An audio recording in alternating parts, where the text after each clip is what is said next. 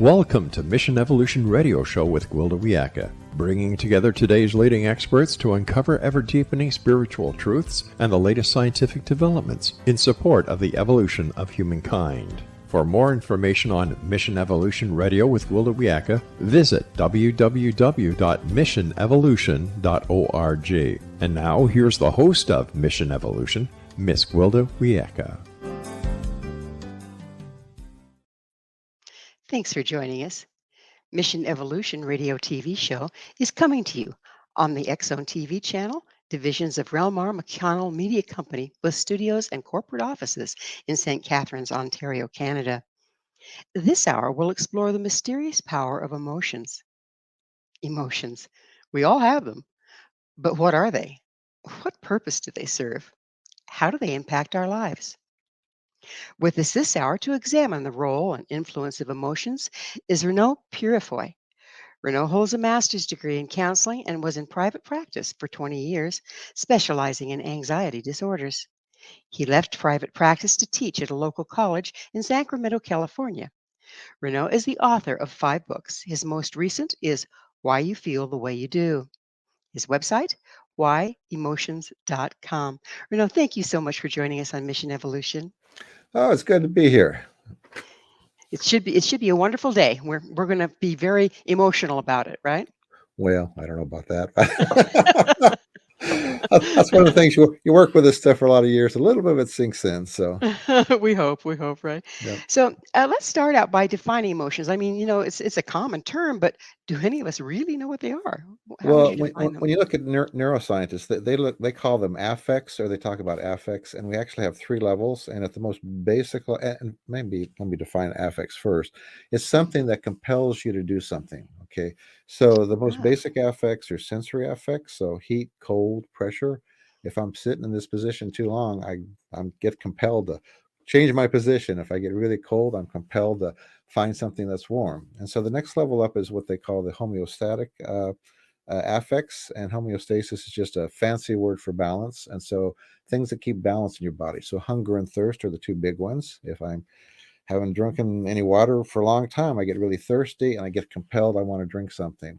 So what we normally call emotions are kind of like the next level up, and there are 7 of them, and they get connected in with the thinking part of our brain, and they get modified as we grow up with our experiences, the things that we come to believe, and they again basically are compelling us to take care of needs within us. In fact, one of the ways to think of emotions is they're just messages about needs that you need to take care of, either good things you need to go seek or things you need to avoid. And in that sense, they're just part of that mechanism we have for survival.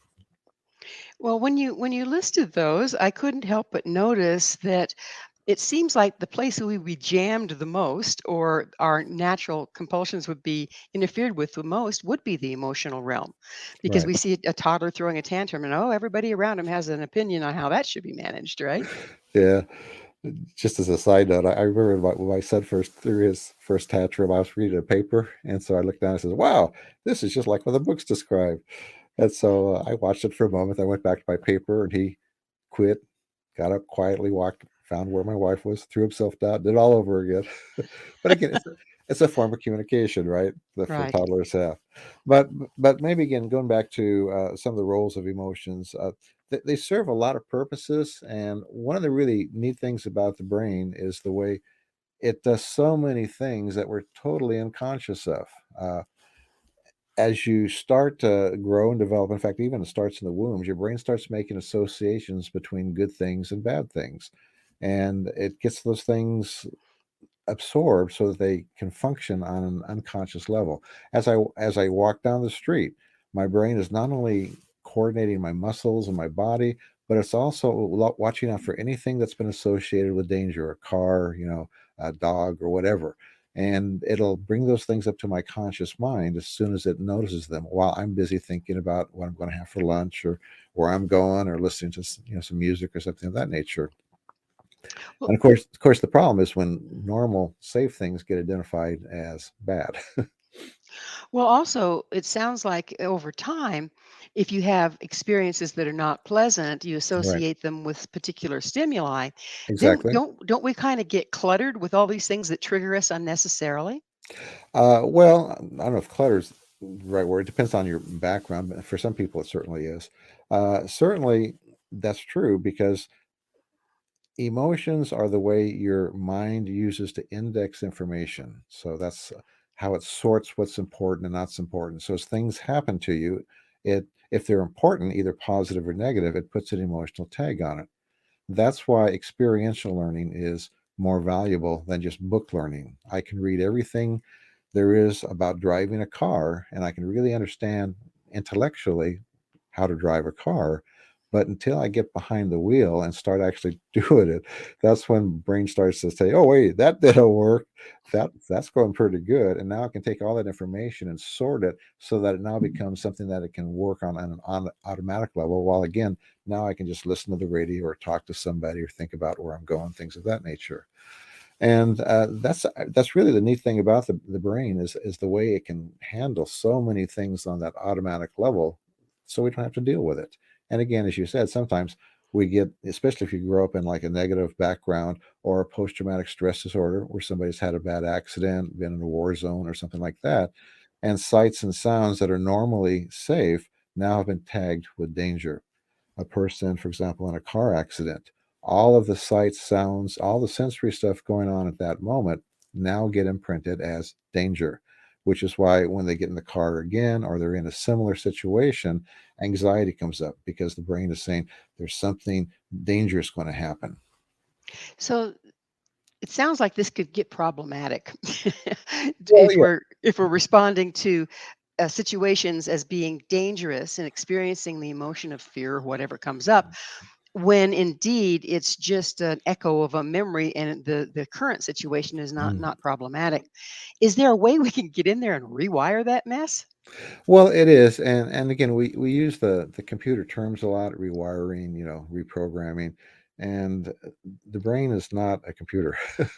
We are organic beings, and memories, changing them is kind of like building a muscle, right? And you can quiet these these patterns. We call it desensitization, and get them where they don't normally fire, but they will occasionally fire when you're sick, kind of retired, or under stress. And that's an important point.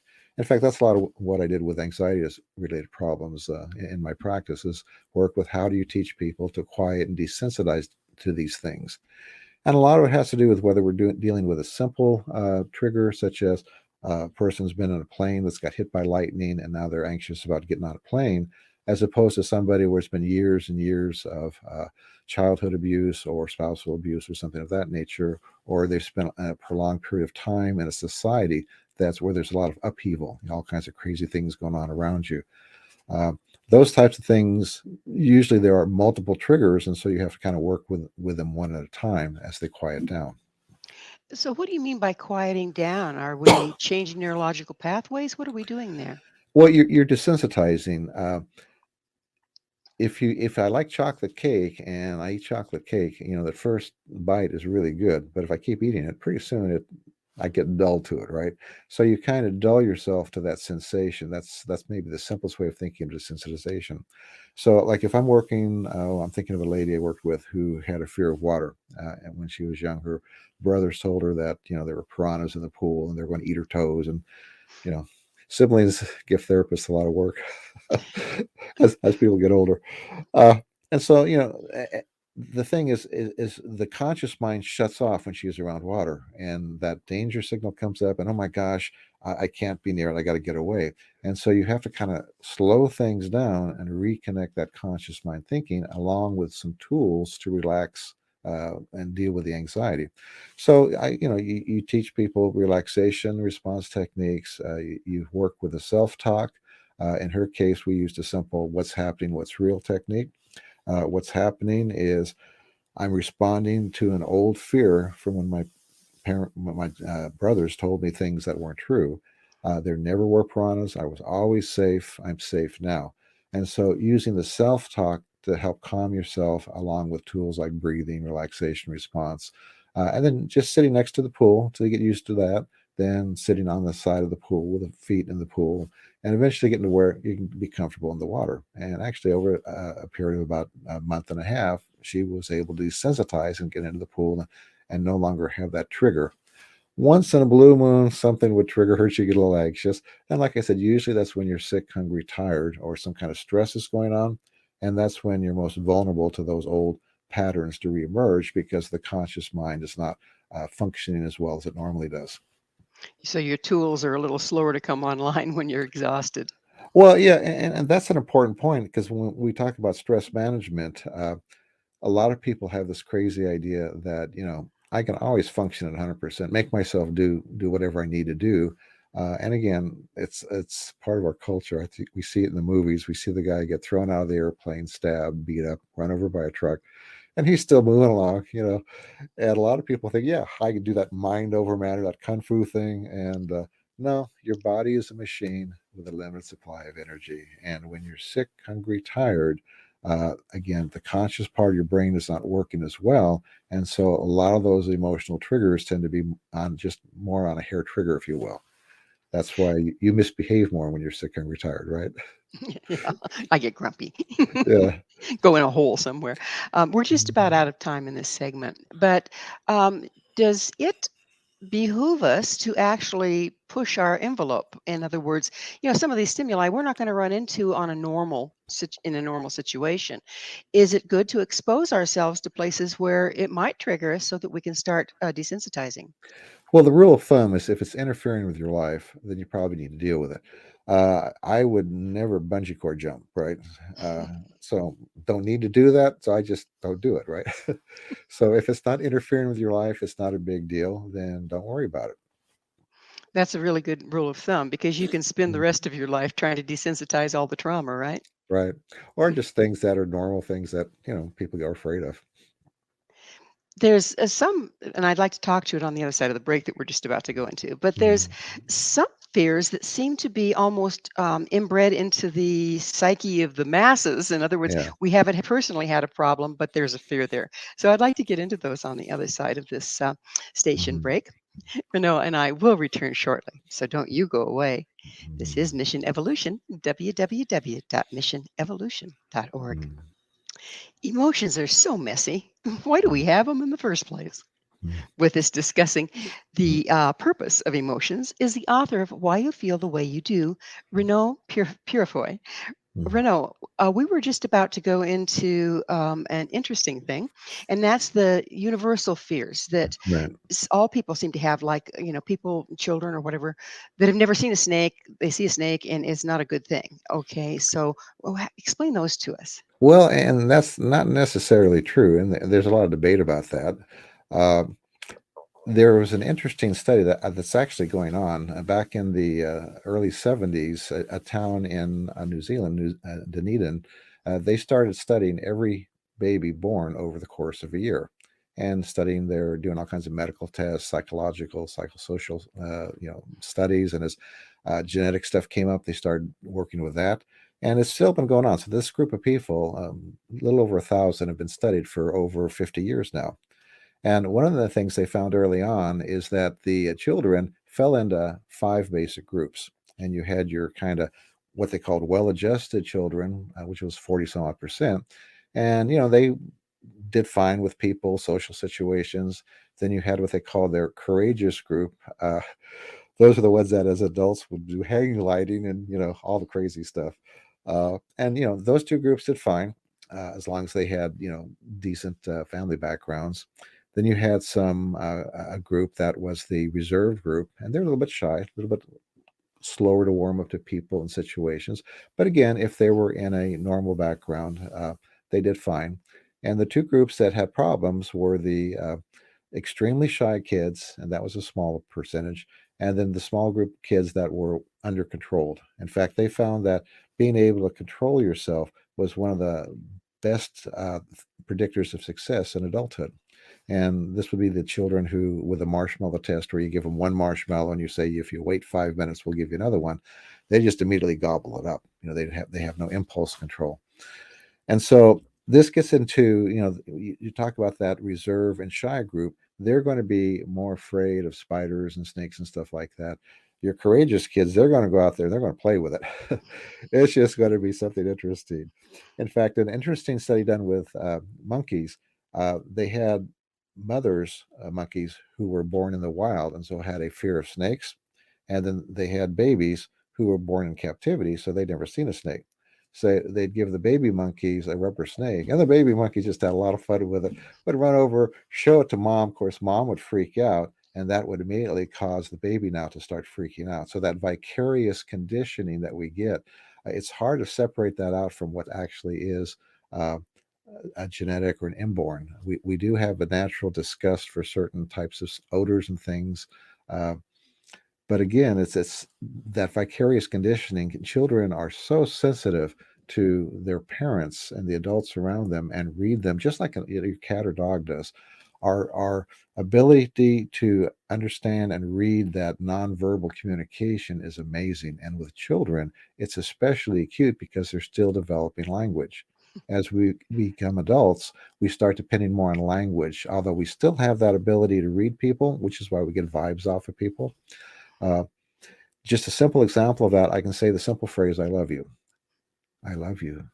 I love you. Hey, love you, gal. You know, you understand what each of those mean without my explaining them, because again, that's an inborn wiring thing that we've developed over time, being able to read people. Um, so, getting down to, are there some universal fears? Again, there's a lot of controversy over that. I tend to fall in the school that says, it's a learned behavior. Uh, as we grow up and just learn from the people around us what's dangerous and not dangerous, and a lot of that's done before we actually even have memories of when we learned it. So it sounds to me like that Mm. if it is indeed like you say a learned behavior from when we're very sensitive as children, that means that the more the adults desensitize themselves to their triggers, the less of that they Oh yeah, pass on. yeah. Yeah, when I had people with panic disorder or the problems, they would often say, "So, how do I keep my children from developing this problem?" And the answer is always the same: you learn how to overcome it yourself, and you model that. Mhm. You see this on TV all the time. There's a tragedy, and where does TV go? It goes to the person who's freaking out and shoves that mic in front of their face. I remember when my son shipped off to the Middle East. Uh, there were 100 guys there, and there was like one family where the lady was hysterical. Where was the newspaper media? It was right Right there. Exactly. there. We sure focus on that. Yeah, and you see that in different cultures. Different people really do have a lot of different response to things depending upon partly their personality. Again, you have those different personality types. Some are going to be more reactive than others, and some are going to be more bold and courageous. But then also the influence of childhood and your family and culture. Cultural, Right. different cultures. Uh, had a missionary I remember who worked in New Zealand. He was talking about how they'd go into the wild country, and they'd get served these grubs and things for food. And of course, if you're the guest, you get the biggest, juiciest one. And he had a hard time with it. He says, but his kids had no problem with it because they had been raised that way, right? Exactly. So, So there's another interesting topic I'd like to look into. Um, do humans have, you mentioned emotional systems that we have in common with our pets and other mhm. animals. Would you go into that a little bit? I find that fascinating. Well, the affective is just a fancy word for emotional. The affective neuroscientists, they've at least by the Panksepian ones, feel that they've identified 7 core emotional circuits inside of us. The 3 that we're most familiar with, of course, are lust, anger, and fear for danger. But 2 that a lot of times we aren't aware of. One is something called seeking. And if you look at any baby, um, they're out there exploring their environment. This is true whether it's a human baby, a puppy, a cat, a wolf, or whatever. And so there's this desire to go out and explore the environment. Are there good things out there? Are there dangers? In fact, it's the basis of our curiosity. It's why when you are in a room and somebody enters, everybody looks to see who that is or what's going on. And it's just an unconscious compulsion, and it's part of that emotional system to just identify what's around us. You go to the doctor's office or a new situation, and again, the first thing you do is just kind of casually check everything out. I mean, it's not like, it's not like fear or anger, but it is an emotional drive that we want to know what's going on. And again, drives a lot of our curiosity as an So adult. that it would be like situational awareness. Yeah, but it's more of a compulsion to want to do that as opposed to, and again, you can either enhance or dampen that depending upon your training. And another one is play. In fact, Pansep, it's interesting. He had these rats, and he could totally shut off the thinking parts of the brains, and the rats still wanted to play. It's how social animals learn limits. If you've ever worked with a young child, you play with them, and at some point they go too far, and so you say, "Hey, too far." Uh, you can see this in the pictures of the little baby gorilla poking the old silverback. At some point in time, he looks back, he says, "Okay, enough, right?"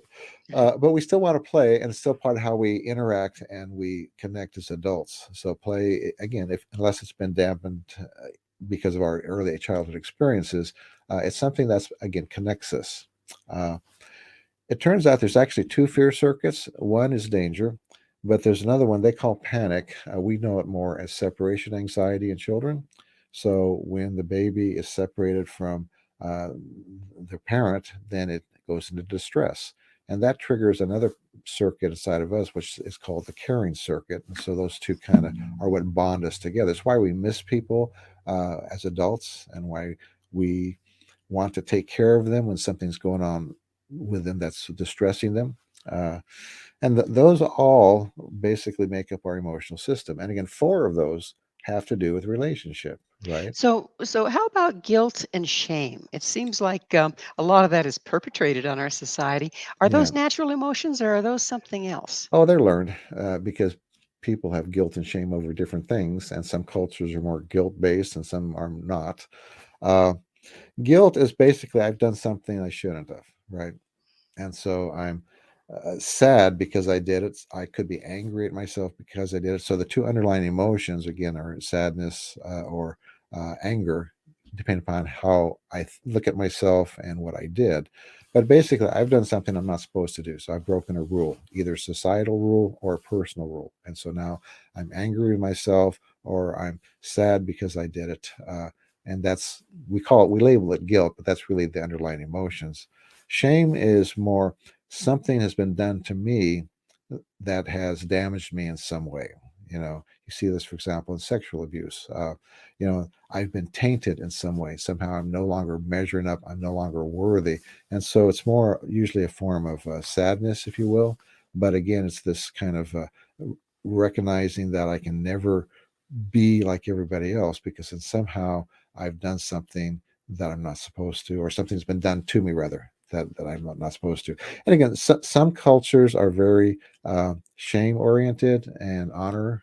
Uh, Others are more legalistic in terms of right and wrong. I mean, Western culture tends to be more, rule. At least what it used to be, more rule oriented.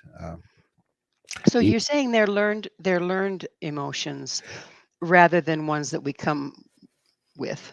They're, Is they're, they're what we call secondary emotions. Again, that they emerge as we develop belief systems about ourselves and the world and people around us. And then, so these primary emotions, if you will, then they get filtered through that belief system because as you grow up, you have a model of reality. Who am I? How do I fit into the world? What should I expect from society? What are the rules for living? And then that's when we break or we succeed in those, fulfilling our role in those different areas. and animals experience this as well, yes? Well, we really don't know. You see these videos of the dog that stuff that they're wrong, Mhm. Yeah, and their it's ears are all twisted and they squint yeah. their eyes. Yeah. Whether Uh-huh. that's shame or guilt or just fear that the parent that the owner is going to catch it, it's hard to we don't know. Well, animals are pretty fascinating and I think we're learning more and more about how they're emotional beings just like we are. Well, and that's interesting because of the latter part of the last century, animals were just thought of by a lot of people, researchers, as just these little conditioned response patterns, and things, and they really didn't have emotions. In fact, doctors used to think young children, like when they did circumcision and things like that, they didn't have really emotions Didn't like feel adults. pain and they didn't have emotions. Yeah, Oh, which now we realize that that's all stupid stuff. It's hmm, yeah, yeah, they have emotions just like us. They have just the like we same do. basic seven, core emotional systems, and so that gets filtered again through their behavior, which I think is an Well, important thing to say. Uh, it is again that time for a station break. okay, Renault and I will be right back to continue okay. our discussion, so stay right here. This is Mission Evolution, Mm, www.missionevolution.org. mm, This is Mission Evolution, missionevolution.org. So, how do you really feel? We're delving into our feelings with Reneau Peurifoy. Renault, we talked a little bit about how triggers cause us to go into an emotional state that may or may not apply to the current time, and mm, that those triggers and the emotions can control us. mm. Okay. And about some of the things we can do about that. And we'll go into that a little deeper later. But what about people that have judged against emotions and shut them down altogether? What's the cost of that? Well, and again, people are not all the same. We don't all have the same musical ability, math ability, or athletic ability, and so brains do get wired a little bit differently, and they also get influenced by early childhood experiences. The saddest example would be babies that came from Eastern Europe orphanages where they were never touched or held. They were Mhm. just, bottles were propped up. And so when they cried, nobody would come and comfort them. And so when they got adopted, they had a hard time attaching to the parents. An interesting experiment was done measuring oxytocin, which is one of the hormones that's connected with the caring system. And when birth parents and their child would watch play a little simple game on a computer, the oxytocin levels would just go up really high. Whereas with these babies, it would stay flat, indicating there was something going on with that emotional circuit that wasn't working right. It had been suppressed so long that it was no longer activating. And again, with proper treatment, that can be resolved to some degree. So early childhood experiences, while we don't know too much because this is still a very new area of research, do seem to affect these emotional circuits. The other thing is people have different wiring. People that are sociopaths, some of their wiring in the brain, the way the frontal lobes connect in with the basal ganglia and some of the other areas of the brain are different from your quote normal people. So, would you mind backing up a little? And for those of us that don't know, what's a Yeah. sociopath? What do we Oh, mean? those are people that basically they don't feel guilt when they do bad things to other people. They don't have a lot of emotional connection with people. Uh, find a lot of them in politics as CEOs. And again, actually it's a fairly high percentage of the population that that has some degree of that. And if they come from a fairly normal, healthy background, they can still integrate in society, do well. There's a person that was doing research with sociopaths in prison, and he was doing brain scans and stuff. He said, "Well, just for fun, I think I'm going to take a look at my own." And he found, hey, mine looks just like theirs. That would be a frightening moment, wouldn't Well, it? he went into his background. He found he had all these serial killers, including Lizzie Borden, the famous axe murderer, were all part of his ancestry. Oh But my he gosh. but he'd been adopted into a family that really wanted him, and he was really loved. And so he says, "Well, that's probably what cushioned me, because he had a normal. He was married, had kids." He says, "I do like to win. I do like to rattle a chain sometimes with people, but he was living doing fine." So, from what you're saying, though, it sounds like there was a genetic predisposition to being a sociopath Yes, rather than environmental, well, and that's and what yeah, was reading. yeah, we have these things. It's always chicken and the egg. It's both environment and your genetics. For example, there's a gene for shyness, and you can look at human babies, they've done these with primate studies too. And there's a short form and a long form, and people with a short form, they tend to be more shy and reserved. With the monkeys, if you take a baby like this and pair it with a nurturing mother, then they come out and do fine. Sometimes they can be the leader of the pack. If you pair them with a a mom who is not very nurturing, then they become even more shy. So these genetic predispositions, they either get amplified or quieted depending upon your family of origin. So it's So, not guaranteed you're going to go that route. so it sounds to me like it's going to become increasingly useful to really be able to read genetic material so that we can nip it in the bud, if so to speak. How far Yeah. along that path are we? Do you know? Oh, we still got a long. There's a lot more that we don't know than we do It's know. quite a We're mystery. just on the beginning. Although a lot of us, just look around your family, you can kind of figure it out. It's right there. when, Okay, so when I was doing parenting classes, people would have this kid that was really rambunctious and stuff, or maybe oppositional, and so I'd say, okay, so which one of you were like that? exactly. So there's we've alluded to this a little bit, but I'd like to really bring it up front. When you walk into a room, okay, and the people that were in it before you were there was emotional charge going on, Right. but they're gone, and there's a lot of people that'll walk into that room and go, something doesn't feel good here. What's going on there, and can we read the frequency, or what are we reading there when there's nobody there to read off of? I nobody knows. To be quite frankly, and again, a lot of people, the sensitivity of people is different. I worked with people with anxiety disorders, and as a group, they were a much more reactive and sensitive group than Mhm. the normal person. In fact, I used to say it's kind of like a house where the wiring's not quite up to code. You put too much stuff in, the circuit breakers go off. These people, when they had too much stuff going on in their life, then they would have the anxiety would come up. And again, the positive side of that, it was one of their best attributes because they empathized well. It's a thing about them that their mate, their kids, their friends really liked because they were great listeners. It's just they had to be careful with that sensitivity and recognize that, they're in a world of insensitive clods who are not like me. Mhm.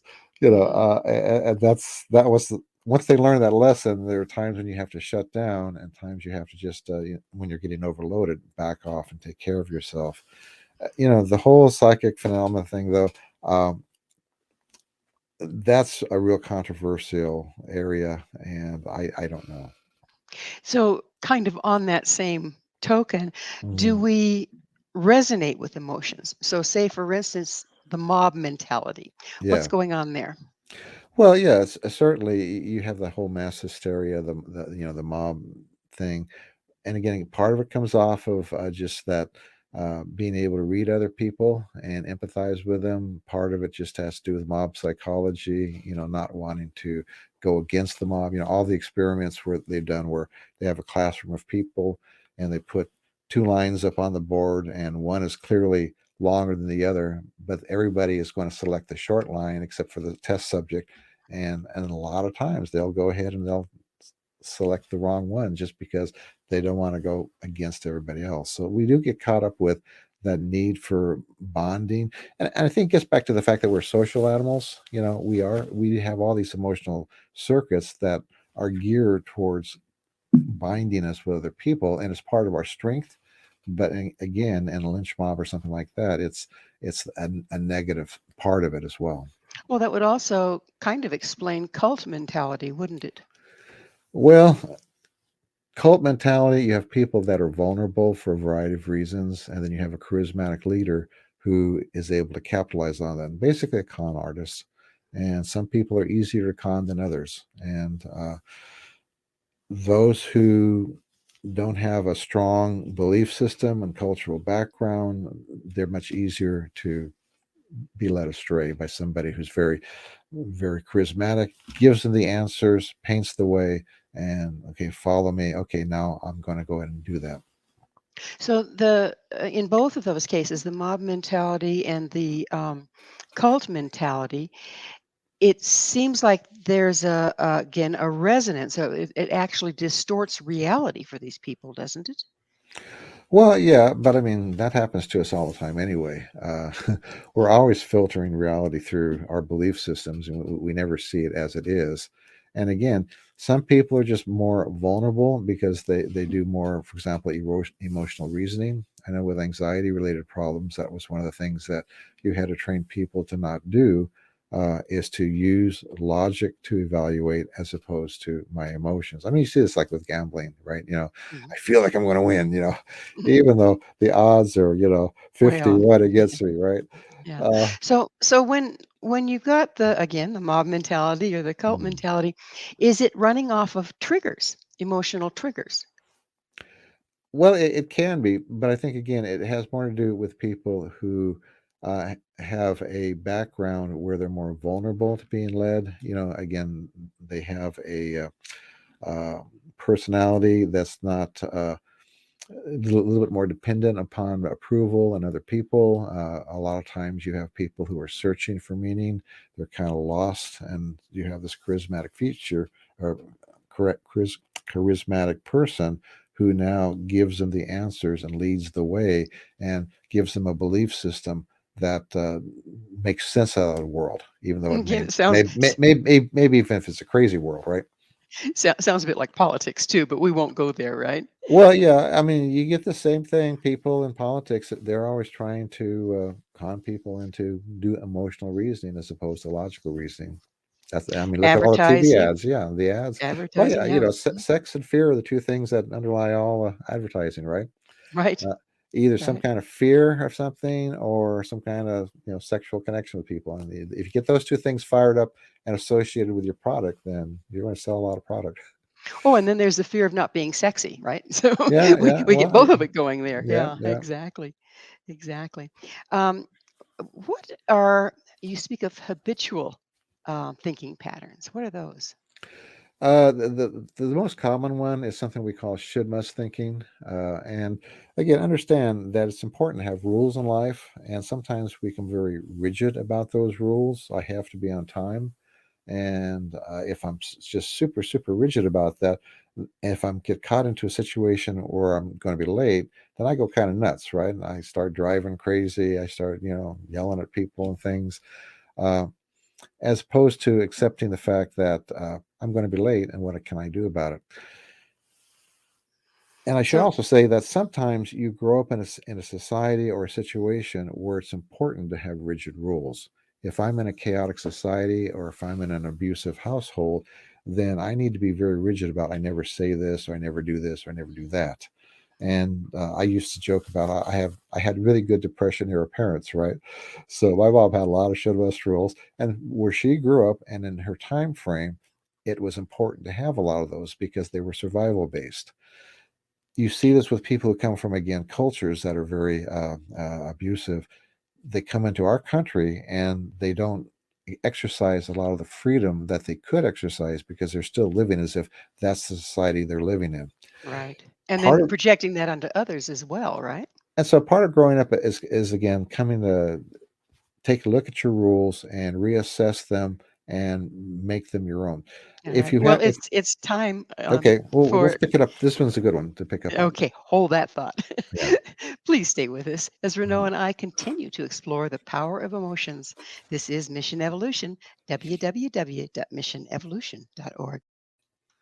This is Mission Evolution, missionevolution.org.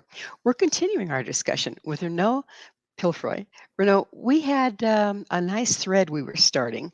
Would you hook us back into it and take it away?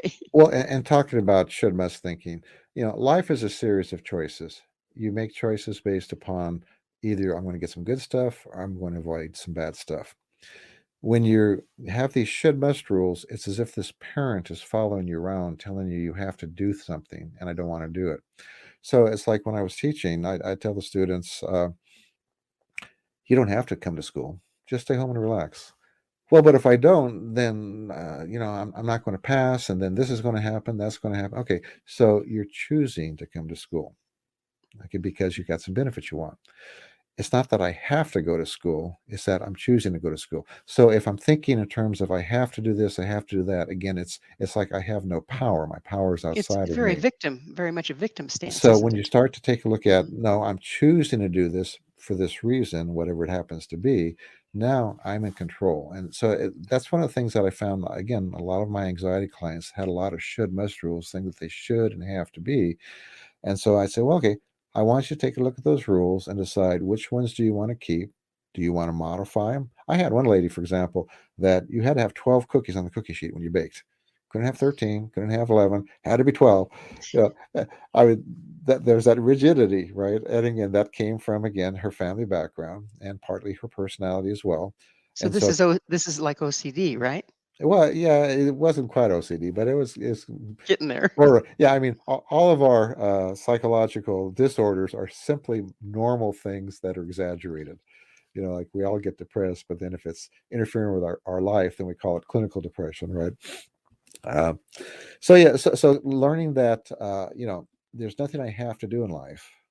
Everything is a series of choices, and so I need to make some choices and be in charge of that, as opposed to this outward things S- person ruling me.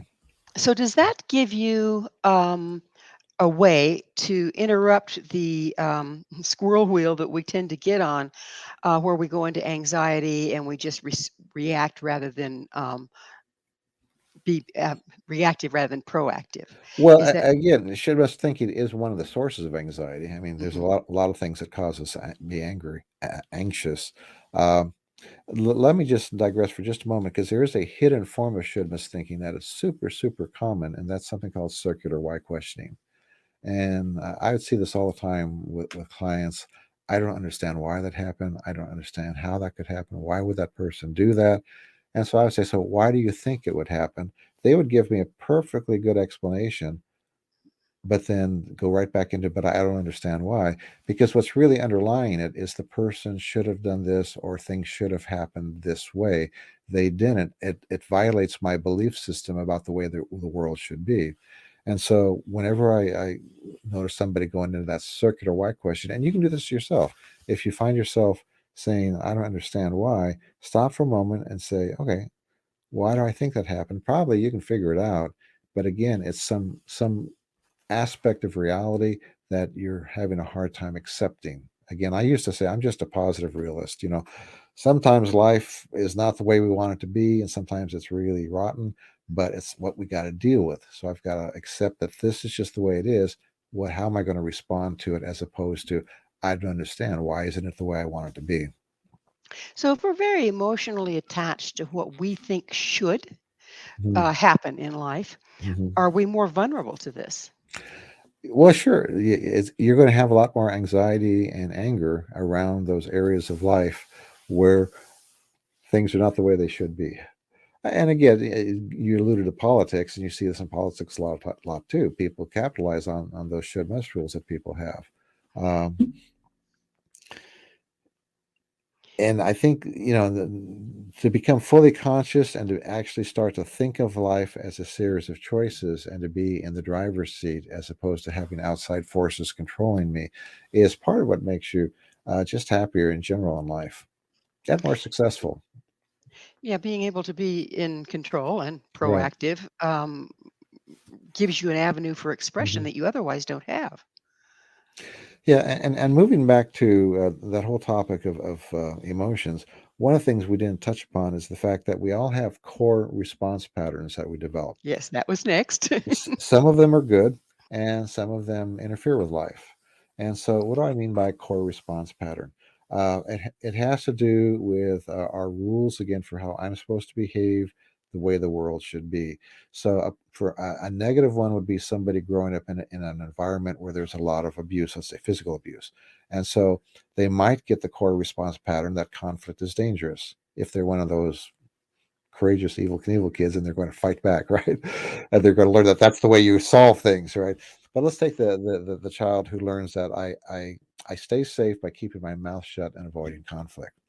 So that becomes a response pattern that's mostly unconscious, right? As there may be some belief systems and some conscious thinking around that, but a lot of it's just an unconscious automatic behavior pattern.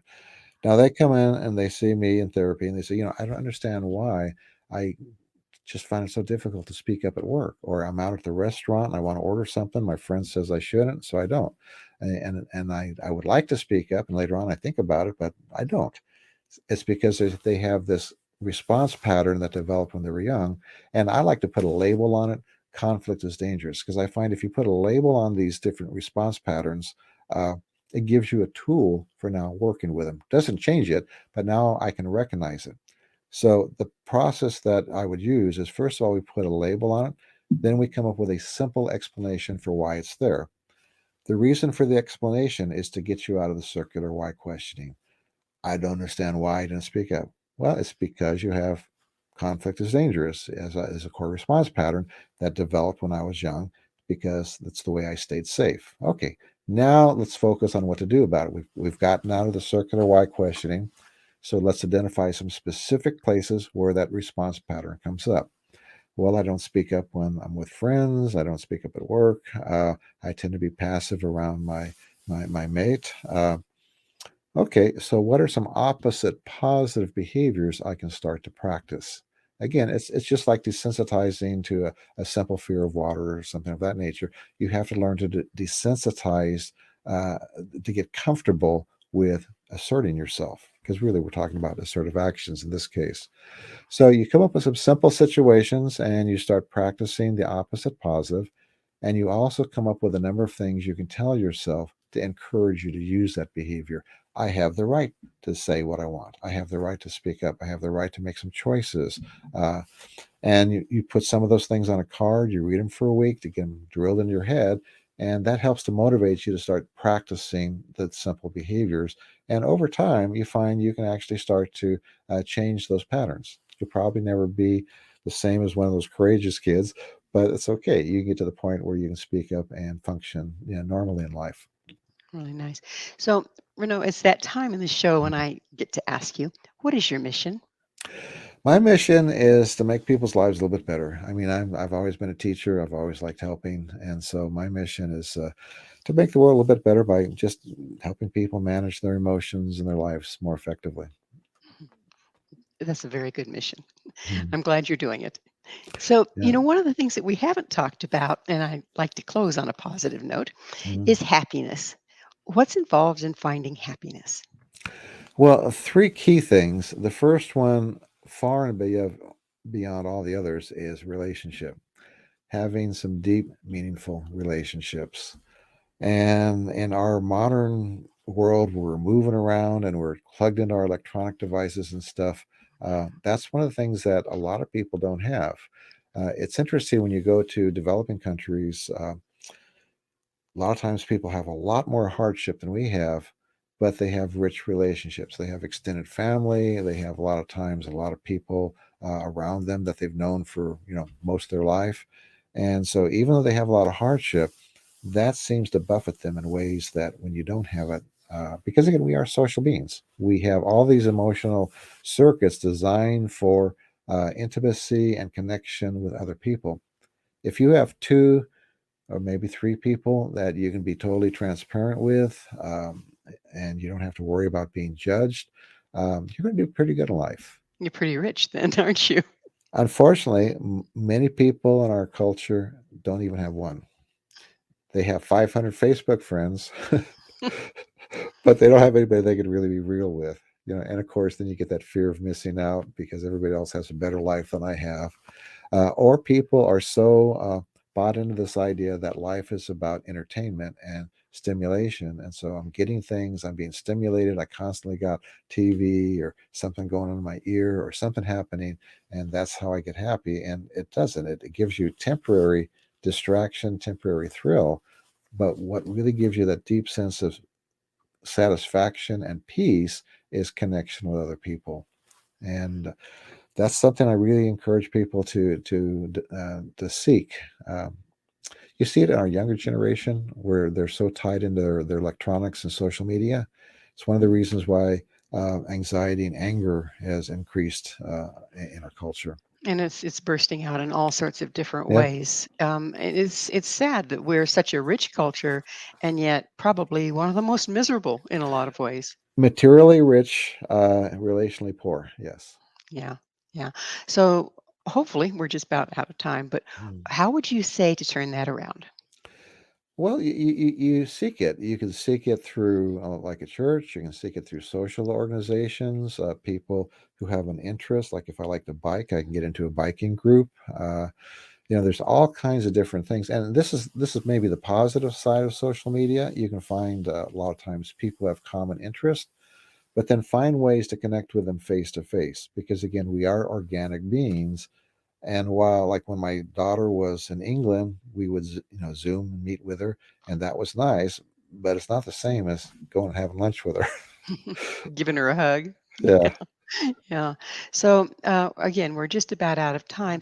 Do you find that people, once they're starting to find core relationships, they're having to work through a lot of the triggers, relationship triggers? Well, yeah, we're all messy little beings, and we all have a certain amount of baggage that we bring into the real world. And again, we bring in strengths too. It's not all negative. I mean, some of these core Absolutely. I mean, we talked about conflicts as dangerous. The opposite of positive would be I can manage conflict. I There have we go. tools. Well, it is that time. Hmm. Renaud, thank you so much for coming on the show and sharing your wisdom. Thank you. It's been a pleasure. So thank you for inviting Real me. pleasure. Our guest this hour has been Renaud Peurifoy. Renaud holds a master's degree in counseling and is the author of 5 books, his most recent, Why You Feel the Way You Do. To find out more about Renaud, where you can find his books and all he has to offer, visit his website, whyemotions.com. This has been Mission Evolution with Gwilda Wiyaka. For more information or to enjoy past archived episodes, visit www.missionevolution.org. But most importantly, be sure to join us right here next time as this mission continues, bringing information, resources, and support to our evolving world.